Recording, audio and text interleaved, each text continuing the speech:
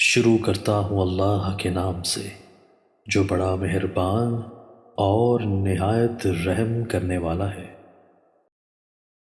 حضرت ابو مسعود انصاری رضی اللہ تعالیٰ عنہ بیان کرتے ہیں، ایک آدمی نبی صلی اللہ علیہ وآلہ وسلم کی خدمت میں حاضر ہوا تو اس نے عرض کیا، میری سواری ہلاک ہو گئی ہے، آپ مجھے سواری عنایت فرما دیں۔ آپ صلی اللہ علیہ وآلہ وسلم نے فرمایا، میرے پاس تو کوئی سواری نہیں۔ ایک آدمی نے عرض کیا، اللہ کے رسول، میں اسے ایسے آدمی کے متعلق بتاتا ہوں جو اسے سواری دے دے گا۔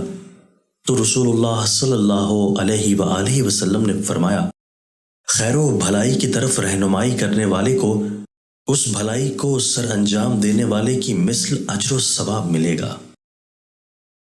حضرت ابو قتادہ رضی اللہ تعالیٰ عنہ بیان کرتے ہیں، رسول اللہ صلی اللہ علیہ وآلہ وسلم نے فرمایا، جب تم میں سے کوئی شخص کوئی چیز پیے تو وہ برتن میں سانس نہ لے، اور جب بیت الخلاء میں جائے تو اپنے دائیں ہاتھ سے اپنی شرمگاہ کو مت چھوئے اور دائیں ہاتھ سے استنجا بھی مت کرے۔ دوستو، اللہ تعالی ہمیں ان احادیث مبارکہ پر عمل کرنے اور اپنی زندگیوں کو سنوارنے کی توفیق عطا فرمائے۔